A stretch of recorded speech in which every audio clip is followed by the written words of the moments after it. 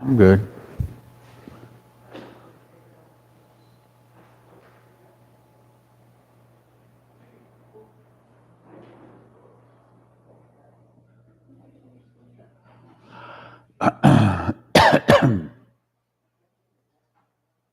I'm gonna have to split this up.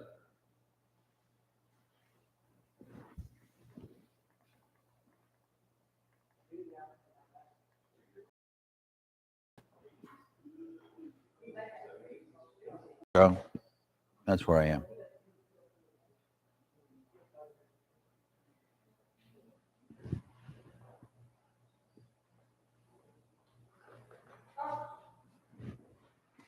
All right. Now, I know we spent a little bit of time. Good morning, everybody. I think that we have at least 4 here already. So we're going to go ahead and get started with our continued study of First Chronicles. We're starting to see events that are coming to pass here, and these events, many of them are paralleled in First and Second Samuel, and also First and Second Kings as well as these do. But most of what we're going to be covering here is covered in First and Second Samuel. We note here that, of course, that this is actually Ezra writing this as we do. But we mentioned that David basically ran from Saul, and took up residence in Ziklag, which is a Philistine city. The Philistines gave it to him, and at one point he was still aligned with the Philistines and was going to do battle against Israel with the Philistines, but they decided that but the Philistines didn't trust David and their men, and of course, but in the meantime, while they were out there, marauders invaded Ziklag, and while David and his men were not there to defend and protect, and they pillaged the city, and they took all of the wives and children of David's men, and tried to run with them. But we note that they were tracked down, and this was recovered, in part because many of those who, after of course Saul had fallen in battle, many of those men came to David and declared their allegiance. And so we're going to see a bit of this going on as we do. But I'm dropping back here and talking about Ziklag for a couple of reasons. When I look at First Chronicles 12, it talks about David's supporters, and that is those people who harbored him and those people who came to him. Who came to him, the army that came to him, and it was a pretty large army, and we'll see that here in a few minutes. But First Chronicles 12 really starts to deal with David's supporters, that is his men and those who were around him, providing shelter for them. So we look at the first passage, 12:1, and who's reading this morning? Pat, you're going to read. Okay, I'm gonna. Did we get all the way up to verse 15 last time? 20. Okay, 20, 11, 20. Oh my goodness. Okay. Okay, well, I'm going to back up then. I'll back up to there.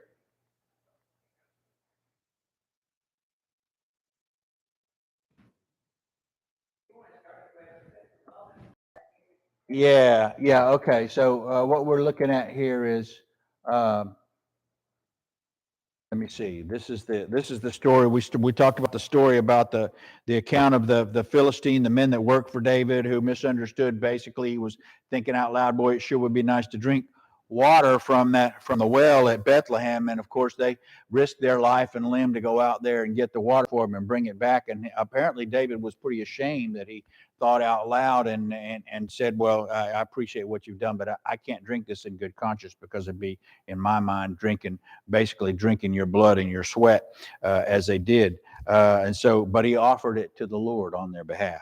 Okay, and so he talks about that. Shall I drink the blood of these men? This is 11:19 now. For those of you who wonder where in the wide world of sports I just went.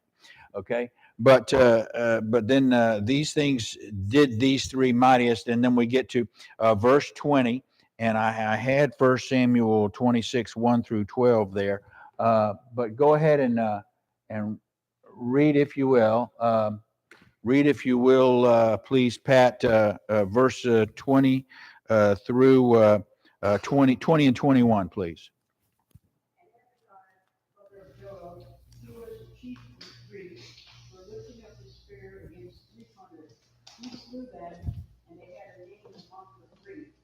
And of the three, he was more honorable than two, for he was the captain. Howbeit, he attained not to the first three. Okay, so now when he talks about that, I know there's a lot of numbers. And Ezra does a lot of the same things that we do. You know, we use the 3-point sermons and things like that. Ezra thinks in threes as he does this, and so Ezra talks about the three captains and one who's greater than the other, that being him being a general. So he talks about those men, and then he compares these three, but then he compares them with the previous three that he had already named. Okay, and that was all the way back at verse 11, where he had named the first three men and said that these three, of the three, he was more honorable in the two, for he was their captain. And then he says they attained not to the first three. So the first three he named first because they were the champions, and then these guys are honorable mention. But I know that even honorable mention, there were some very brave exploits to be noted there. And I'm going to take you to 1 Samuel 26. 1 Samuel 26, if you will, please. And we're gonna go in and we're gonna take a look at this. Is a pretty short account here as we look at these. But this account is in 1 Samuel 26 verses 1 through 12, and I'm just going to read those. The Ziphites that came to Saul in Gibeah, saying, "Doth not David hide himself in the hill of Hakeilah, which is before Jeshimon?" Then Saul arose and went down to the wilderness of Ziph, having 3,000 chosen men of Israel with him to seek David in the wilderness. And Saul pitched in the hill of Hakeilah, which is before Jeshimon, by the way, but David abode in the wilderness. I'm going to summarize this and basically say that David took good men with him, okay? Ahimelech the Hittite and the Abishai in verse 6, the son of Zeruiah, and Zeruiah is David's sister, brother to Joab, saying, "Who will go down with me to Saul to the camp?" And Abishai went down with him to crawl into the camp and crawl into the king's, into Saul's tent, basically, okay? And so David and Abishai came to the people, into the army by night, and Saul lay sleeping within the trench, his spear stuck in the ground at his bolster. But Abner and the people lay around him. Now Abner was his and now the bolster that we talk about is a head pillow. It's a piece that you just lay your head on.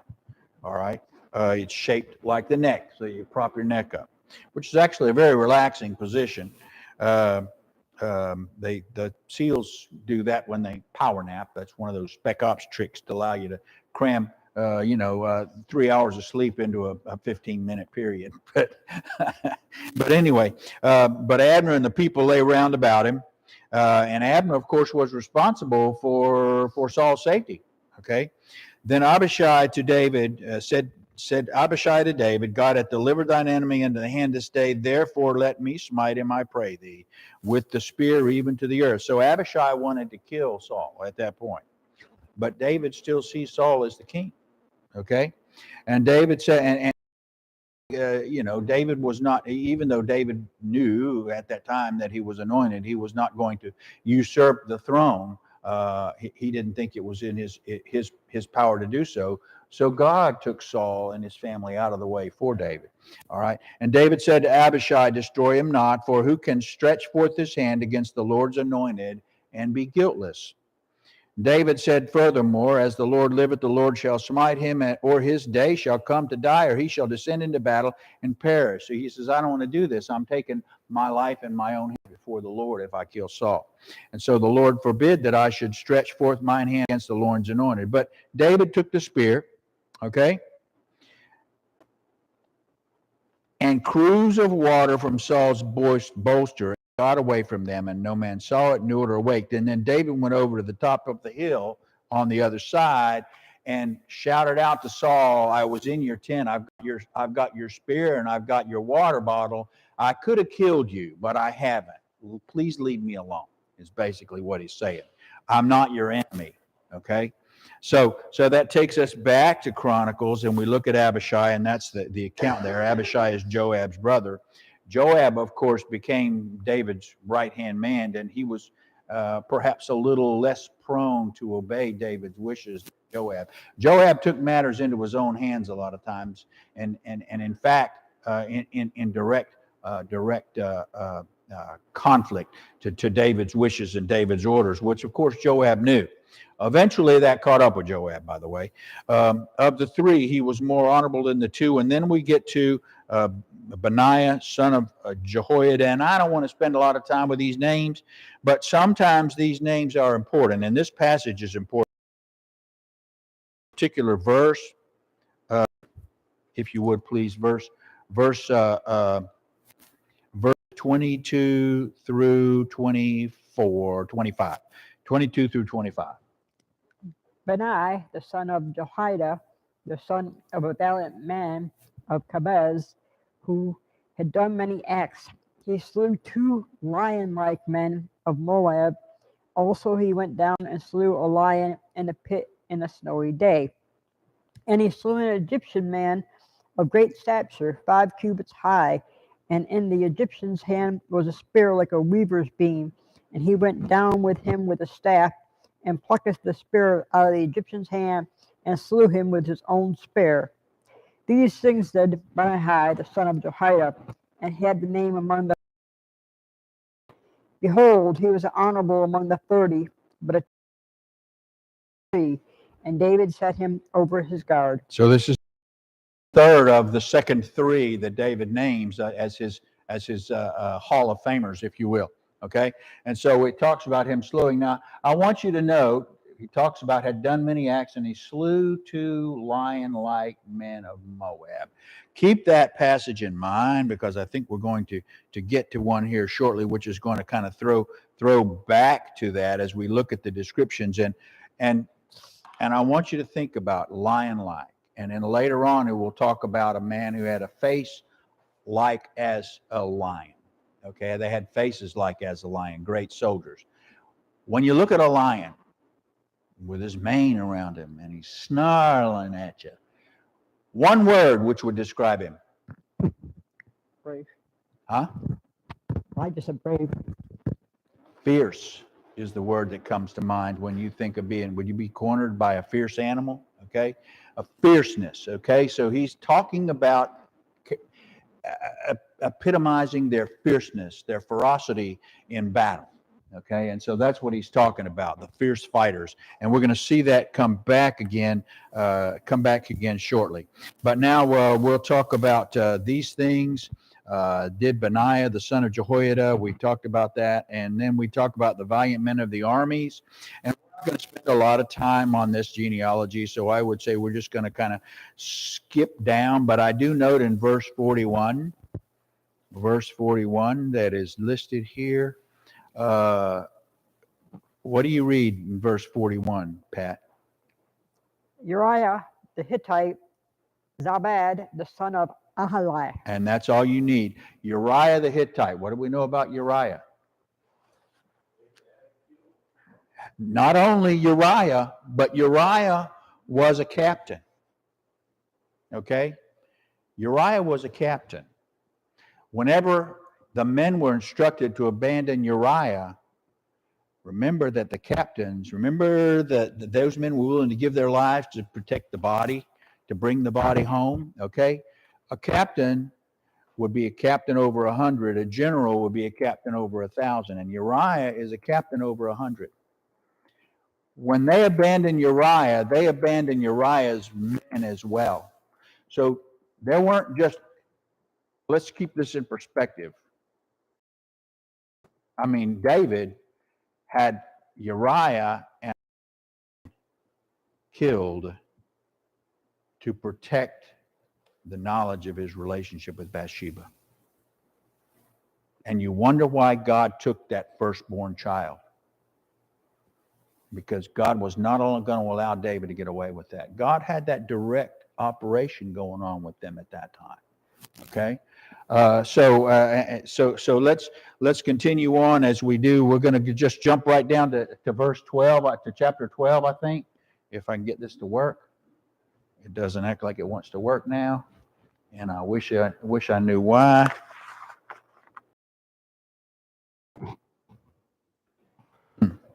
Okay, I've got a defective switch or something here. There we go. First Chronicles, chapter 12, David supporters. All right, now so go ahead and you'll start to get. There's still a few names here, and we probably won't spend a lot of time with those, but there's a lot of substance in this. So Pat, if you would go ahead and start reading in chapter 1, Chapter 12, verse 1. or chapter 12, verse 1 rather. Now these are they that came to David at Ziklag, while he kept himself close because of Saul, the son of Kish, and they were among the mighty men, helpers of the war. Yeah, while he kept himself close because of Saul, that means while he was still he was on the run, so he was guarding himself against Saul, and these are the supporters that came to him, mighty men, helpers of war. And if you go to 1 Samuel verse 27.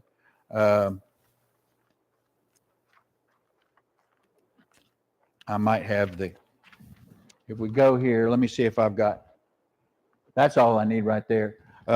We need to note that when David came to the king of Gath, if you will, okay, David dwelled in Achish. That's the city, or Achish, I should say, gave him Ziklag that day.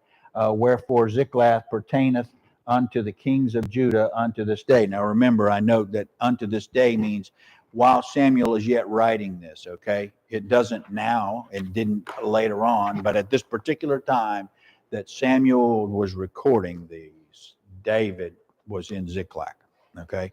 And so he stayed, according to this, David dwelt in the country of the Philistines, was a full, okay, so 16 months worth of that he stayed there with them. All right, so let's continue on. We're going to talk about the men and how they were. And remember, these were Benjamites.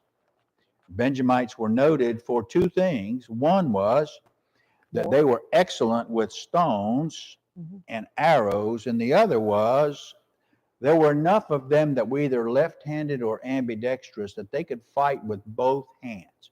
And it made them particularly formidable, okay, in close quarters. So if they were wounded, they could keep on fighting. They just switch hands and go at it again. All right? Okay, so keep going. They were armed with bows and could use both the right hand and the left in hurling stones and shooting arrows out of a bow, even of Saul's brethren of Benjamin. The chief was Ahiezer, then Joash, the sons of Shammai the Gibbethite, and Jezel, and Pele, the son of Azamav, and Barak. Okay, now we're not going to go through all these names again. If you would please, and look at the Gadites, that's the children of the descendants of Gad, okay, and separate themselves unto David in verse 8, please. And they are separated unto David into the hold of the wilderness, men of might and men of war, fit for the battle, that could handle shield and buckler, whose faces were like the faces of lions. Repeat that. Whose faces were like the faces of lions. Okay. And were in the mountains. Now I've laid up here on this slide up 1 Chronicles 11:22, so you can compare the two lion-like men of Moab and so he killed a lion, but he also killed two fierce warriors, is what this is saying. So you get that impression of ferocity of these men who had allied themselves with David at this point. So keep going, please. Ezer, the first of Obadiah, the second Elab, the third, Mizmahan, the fourth, Jeremiah, the fifth, Attai the sixth, Eliel the seventh, Johan the eighth, Elazad the ninth, Jeremiah the 11th. These were the sons of Gad, one of the least over 100. One of the least was over 100 and the greatest over 1,000. So there were captains and there were generals here as we're looking at this. Okay, so these were men that came to David, and that's going to be. I'll kind of keep that in the back of your mind as we move on. So verse 15, please. These are they that went over the Jordan in the first month, when it had overflown all its banks, and they put to flight all of them of the valleys, both to the east and towards the west. Now, so you wonder what it means when Jordan is overflowing its banks. We've seen that before. We've seen that before when the host of Israel crossed over the Jordan into. We note that it was also swelling at that particular. Why would it do that? Okay, you might not see a lot of rain going on in Israel, but remember that Israel, and I think I've got a map here that Israel is south of Mount Hermon. Remember, Mount Hermon is probably where Jesus where Jesus told to which Christ referred when he said, "On this rock I will build my church," referring to the bedrock faith. That's probably. But we look at Mount Hermon, and it's over 9,000 Mount Hermon, and so we know there are mountains in Hawaii where it's snow in the summertime. You can go up on those mountains, and there's snow there all the time. So they have these pictures of people snow skiing in their bathing suits, which sounds to me to be kind of dumb, but I guess it makes a cool picture. But anyway, so I look at this map, and let me see if I can get up here. Give me a second. I'm going to jump up here for those who are online. I've got to keep this pointer moving here, but you see the Sea of Galilee here, and this is the River Jordan running up here. And at that time, Lake Eula was actually a lake. Now it's more of a swamp than anything else. But you see that the river that feeds into it comes up in here and is fed by tributaries that flow down out of these mountains. So that swelling of the Jordan River is occurring because of the spring thaw on Mount Hermon, and that water is flowing down and swelling up the riverbank. So the point that's being made here is that was not an easy crossing. That was a risky crossing. Okay, that would be like Washington crossing what was the river that he crossed? Delaware. Washington crossing the Delaware in the middle of winter with the ice flowing around. That's just about how dangerous this is. Okay. All right. So here we are. 1 Chronicles 12 verses 1, if you would please, and I'll just continue reading, and I'll go back to that when we get there. Okay. There came the children of Benjamin and Judah to the hold unto David, verse 16. So David is in the hold, and these men are coming to him, gathering to him now at this point. All right. And David went out to meet them, and answered and said to them, "If you have come peaceably unto me, help me. My heart shall be knit unto you. If you come to betray me to my enemies, seeing there is no wrong in my hands, the God of our fathers look thereon and rebuke it." Oh, David does understand that even though he's not usurping the throne at this particular time, that God has anointed him and that God is protecting him. And he's saying, if you attack me, you're attacking God. So he does at least have that awareness going on. All right, keep going. Then the Spirit came upon Amaziah, who was the chief of the captains, and he said, "Thine are we, David, and on thy side, thou son of Jesse. Peace, peace be unto thee, and peace unto thy helpers, for thy God helpeth thee." Then David received them and made them captains of the band. There fell some of the Manasseh to David when he came with the Philistines against Saul to battle. Okay, so some of those from the tribe from Manasseh joined David. Actually, joined David when he was with the Philistines against Saul. So Saul has caused enough hate and discontent here that there's a bit of a revolution going on. There are those who are opposing him, even to the point of opposing him with force, and they see David as the true king. And so they're coming to it. All right. So the word, obviously, of Samuel's anointing of David has gotten around. Yes.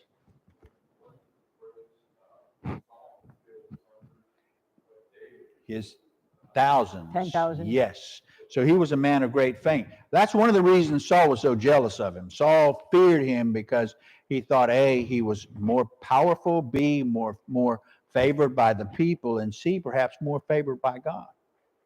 Okay? And certainly more fierce in defending God's will than Saul ever was. Okay? All right.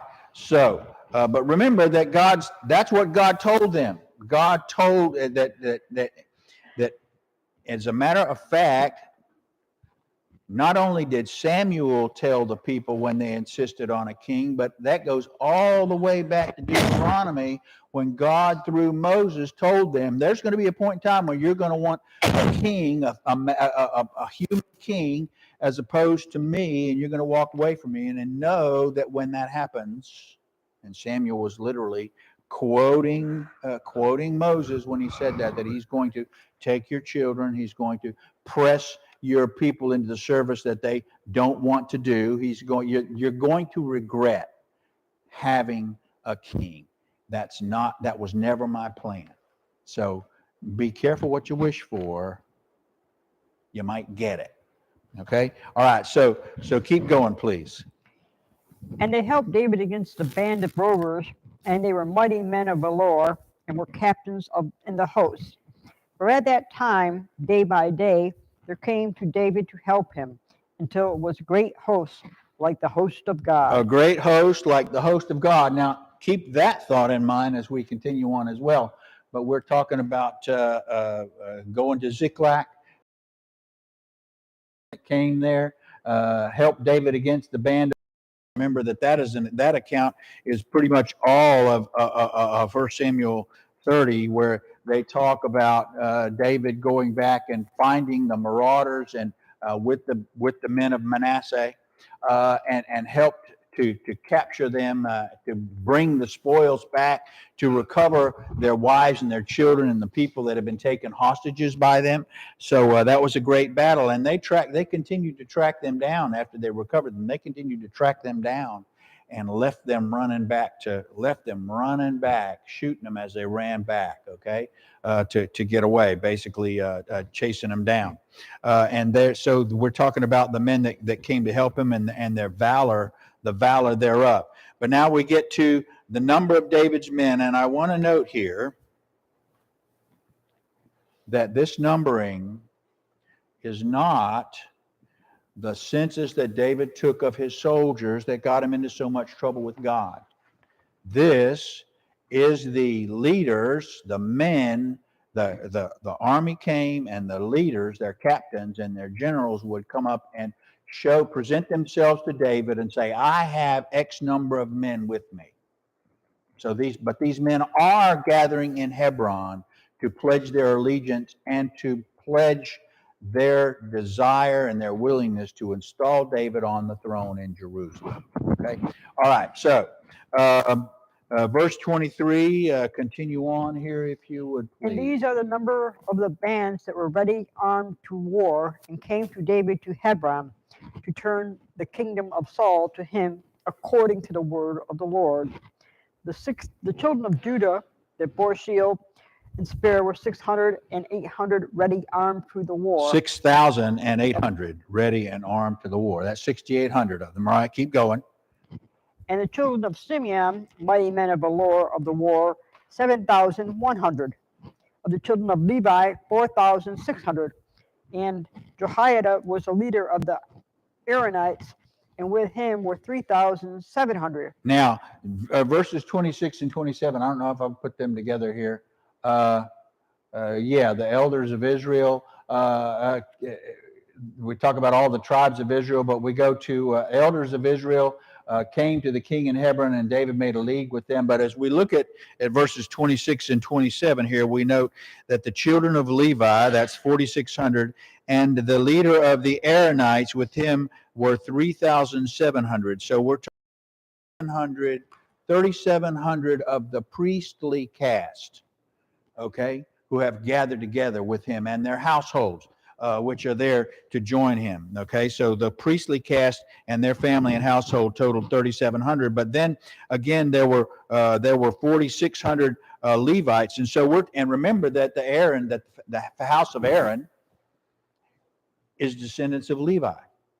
So of the Levites that are here, okay, of Levites that are here, we're talking at least 8,300 of the tribe of Levi who have come to join him here at this point. And I might add that in all probability, Zadok, in verse 28, the young man mighty of valor and of his captain's house and 2 captains had 2,200 men, and he was probably part of the Levites too. All right, so keep going, please. Verse 29.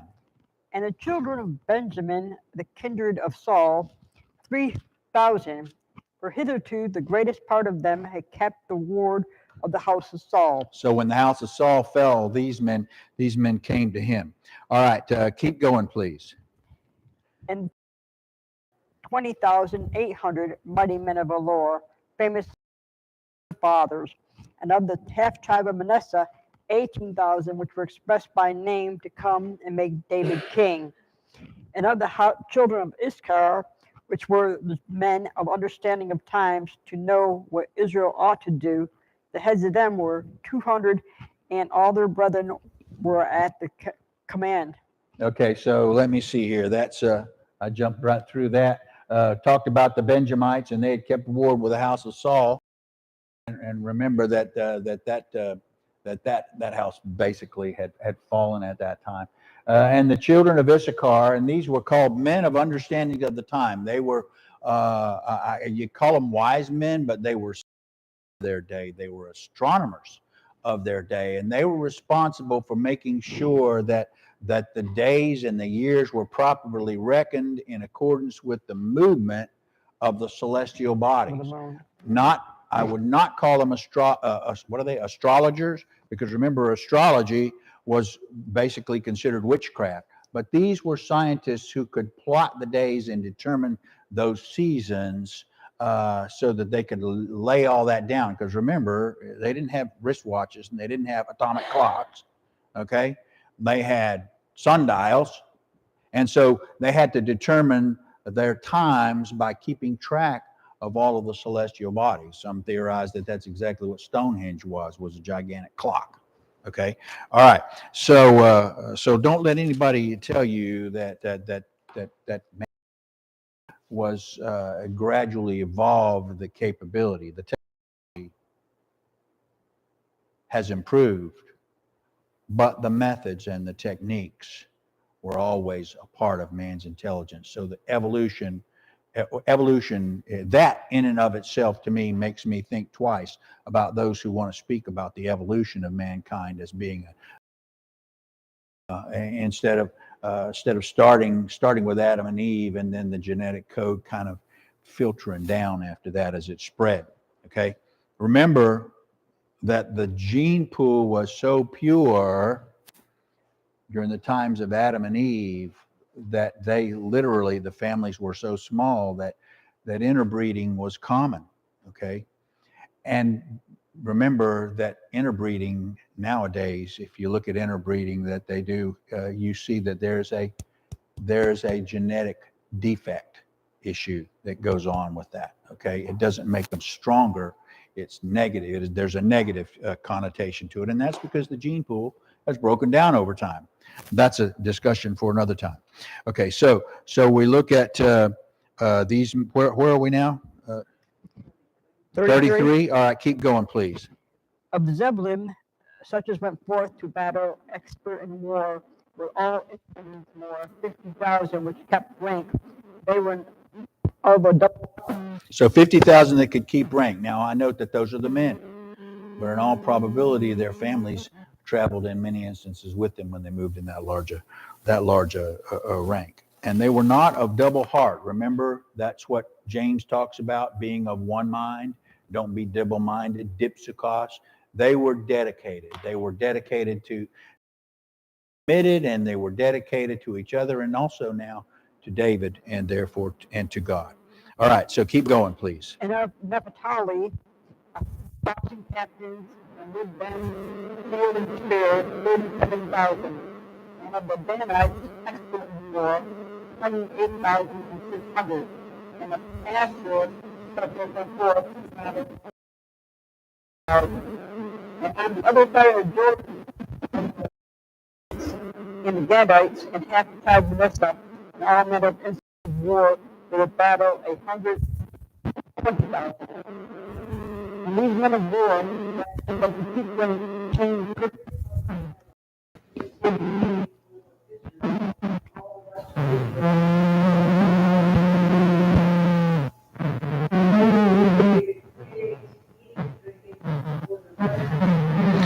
Okay, there you go. So now, so when we look at these men of war, and I did a count, and it may or may not be accurate, but I'm looking at somewhere in approximately 342,000 men numbered in this host that came to David. That's why they described it as a mighty host, because it was a massive army. Now, you don't think, you look at the next verse here, you see that they were with David for 3 days eating and drinking, and their brethren to prepare for them. That particular passage refers to those who, the captains and chieftains who came to sit with David and to make that pact with David, and also the priests as well who had come to join him.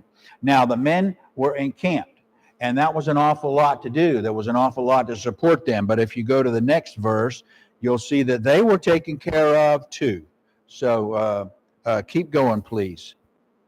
And moreover, they that were nigh them, even unto Issachar and Zebulun and Naphtali, brought bread on asses, and on camels, and on mules, and on oxen, of figs, bunches of raisin, wine, oil, oxen, and sheep abundantly, for there was joy in Israel. Yeah. So now, when we're talking about wine here, note as you will that it was spring, and in all probability they had brought the spring crop of fruits and juices out. But that passage talks about the logistical support for the army. Okay, so that's how the army was provided for, so that they could camp there for 3 days before they started moving. You know, an army moves on, say. Okay, and so that's what that was all about. Now, for the morning, but I want to note, or I will note, as we start chapter 13, that I'm going to basically do a 30-second summary of 1 Samuel 4, 5, and 6, where we talk about the disposition of the ark, how the ark was lost, and who got the ark, and how the ark beset them, and how it finally settled and ended up in the house of Obed-Edom. Now, Obed-Edom, I'm probably jumping ahead of myself here, was what they call a Gittite. He was a stranger in Gath, which had been previously a Philistine city, and they had taken the Philistine city, the Judeans had, and so they had taken Gath, and this man was a Levite.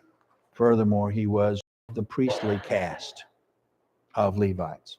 Okay, and so when the ark came to rest at the house of Obed-Edom, it was in the custody of a Levite, which is why God allowed it to rest there.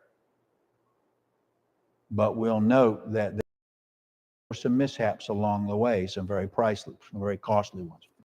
All right, so we'll start in chapter 13, Sunday after next. Yeah, George is going to be covering Sunday service for me while Kathy and I are traveling. And but Sunday, the first March, we'll start in chapter 13 at the movement of the ark. Okay. All right. Are there any questions before we break? If not, we'll take a break now and be back for the hour. It's about 20 minutes from now. Ready for your attention. If you're driving in now, please be safe and join us. Thank you. Bye.